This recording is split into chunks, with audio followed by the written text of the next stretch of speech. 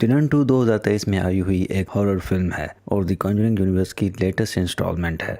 इस वीडियो को देखने से पहले मैं आपको सजेस्ट करूंगा कि आप सबसे पहले द कॉन्जरिंग यूनिवर्स को समझने के लिए इस वीडियो को देख लें। इस वीडियो का लिंक मैंने आई बटन में और डिस्क्रिप्शन में दे दिया है। साल है 1956 और फ्रांस के एक चर्च में एक छोटा बच्चा फादर की हेल्प करता है चर्च के कामों में। जब वो बच्चा वाइन लेकर एक दिन नीचे जाता है तो चैपल में देखता है कि वहाँ पर एक बहुत ही अजीब सा डर और खौफ होता है। एक अजीब और डरावनी आवाज सुनकर वो बच्चा डर जाता है। वो वहाँ से भागकर फादर के पास जाता है और उन्हें सबका बताता है। तो फादर उस जगह पर नोटिस करते हैं कि होली वाटर खुद ब खुद उबल रहा था बगैर किसी हीट सोर्स के। एक खौफनाक शैडो नजर आता है जो कि फादर को हवा में लटकाकर जलाकर राख कर देता है और ये और कोई नहीं बल्कि वालक होता है। वालक दरअसल और कोई नहीं बल्कि द कॉन्जरिंग यूनिवर्स में एक बहुत ही पावरफुल डीमन है जो कि हमेशा एक नन के भेष में नजर आता है। वालक आखिर नन के भेष में नजर क्यों आता है और वालक है कौन, इस सब को जानने के लिए मैंने आपके लिए एक पहले से एक वीडियो बनाकर छोड़ दी है। आप अगर चाहें तो वालक के बारे में इस वीडियो को जरूर देखें। नेक्स्ट हम सिस्टर आयरीन को देखते हैं जो कि किसी चर्च में रहती हैं। यहाँ हम उसके साथ डेबोरा को देखते हैं। डेबोरा बहुत ही ज्यादा चालाक और शैतानियां करने वाली लड़की थी जिसकी वजह से उसके बाप ने उसे चर्च में छोड़ दिया।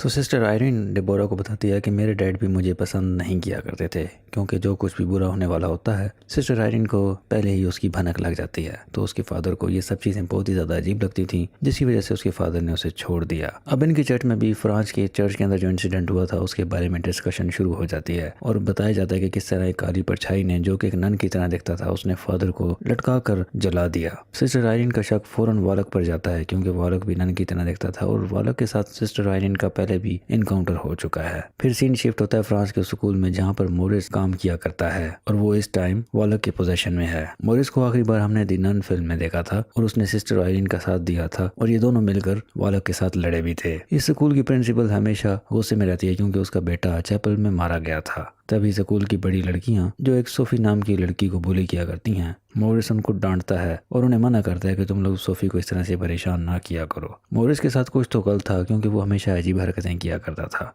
जाहिर है वो वालक के पोजीशन में जो था। स्कूल की एक स्टूडेंट मोरिस के पास एक दिन जाती है और उसे कुछ बताने लगती है तो वो देखकर डर जाती है कि मोरिस अपना चेहरा दीवार की तरफ किए खड़ा हुआ था और इस टाइम वो फुली वालक के पोजीशन में था। वो उस लड़की को मार देता है। दूसरी तरफ सिस्टर आयरीन को फील होने लगता है कि जरूर कुछ न कुछ गलत होने वाला है और उसे अपने विजन में मोरिस नजर आता है। बड़ी लड़कियां जो सोफी को बुली किया करती थी उसे पकड़कर एक गेम खेलने ले जाती हैं। वो चैपल में उसको लेकर जाती हैं और कहती हैं कि तुम्हें इस बकरी को देखते रहना है, अगर इसे तुमने नजर हटाई तो एक डीमन आकर तुम्हें मार देगा। वो सोफी को चालाकी के साथ अकेला छोड़कर वहां से भाग जाती हैं और उस जगह अजीब सी हलचल होने लगती है जिसे देखकर सोफी बहुत ही ज्यादा घबरा और डर जाती है। वहां पर वालक नजर आने लगता है जिसे देखकर सोफी संभल नहीं पाती। यहाँ पर मोरिस आता है और वो उसको संभालने की कोशिश करता है। अब सीन शिफ्ट होता है और सिस्टर आयरीन जहाँ पर एक फादर उसको बता रहे होते हैं कि किस तरह मुख्तलिफ चर्चेज के अंदर एक काली परछाई वहाँ के सिस्टर्स और फादर्स को मार रही है। उनका शक वालक पर है। लगता है जैसे कि वालक वापस आ चुका है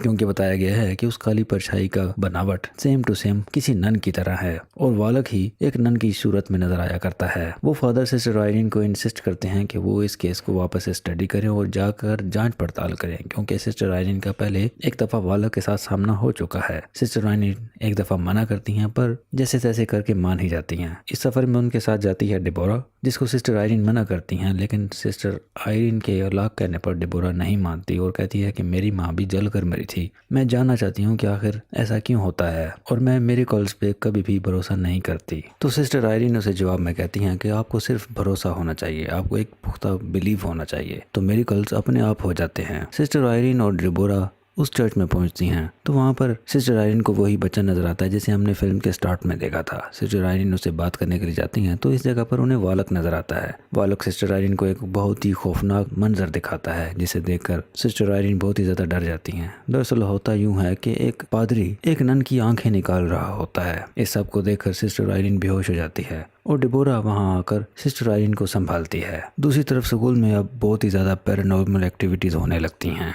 और सिस्टर आयरीन जब होश में आती हैं तो डेबोरा को बताती हैं कि मोरिस अभी भी इस वालक के पोजीशन में है। आखिरी दफा जब उनका वालक से सामना हुआ था तो उन्होंने मिलकर वालक को हराया था। जिस बच्चे को हमने फिल्म के स्टार्ट में देखा था वो डेबोरा को एक क्रॉस देकर जाता है जिस पर एक अजीब सा निशान था। सिस्टर आयरीन उस सिंबल का पता चलाने की कोशिश करती हैं तो उन्हें पता चलता है कि ये निशान एक खास फैमिली का है और इस फैमिली का नेम सेंट लुइस है। कुछ और जांच पड़ताल करने के बाद पता चलता है कि वालक सिर्फ उन्हीं खानदान के लोगों को अब तक मार रहा है और उनकी आंखें भी निकाल रहा है। इस सब से उन्हें पता चलता है कि दरअसल वालक सेंट लुइस की आंखें ढूंढ रहा है। सेंट लुइस की आंखें ढूंढने से और उनको पा लेने से वालक को अपनी पावर्स वापस मिल जाएंगी। वालक पहले एक एंजल हुआ करता था जिसे गॉड ने हेवन से निकाल दिया और उसकी पावर को वापस ले लिया था और अपनी पावर्स को अब हासिल करने के लिए वो ये सब कुछ कर रहा है। ये फादर आयरीन को बताता है कि किसी तरह से हमें उसे रोकना होगा कि वो इन आंखों को हासिल ना कर सके। कहा जाता है कि इन आंखों को किसी चैपल में छुपा दिया गया था और बाद में वहाँ पर एक स्कूल बन गया। दरअसल ये उसी स्कूल की बात हो रही है जिसमें मोरिस काम करता है और जहाँ पर सोफी भी पढ़ा करती है। उससे ये जाहिर होता है कि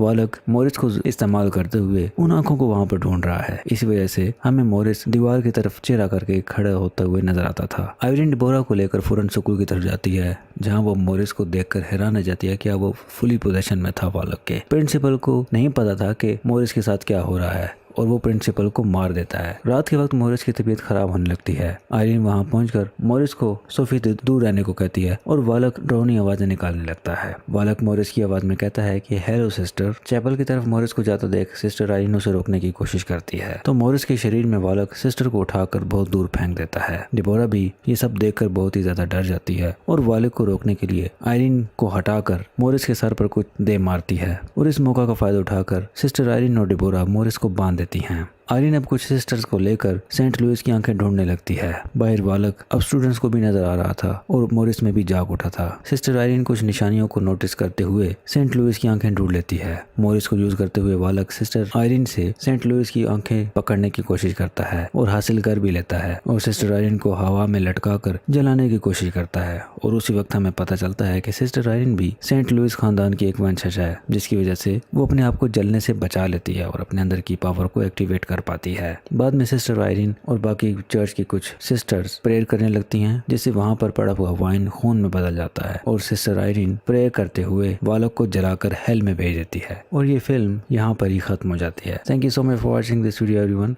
मिलेंगे आपको एक नेक्स्ट वीडियो में। Till then bye. Even when you feel low, you can still go. Even when you feel slow, you can still go. Even when there's no hope, you can still go. I never answer to no, man, I still go. Go, go, go, go, go, go.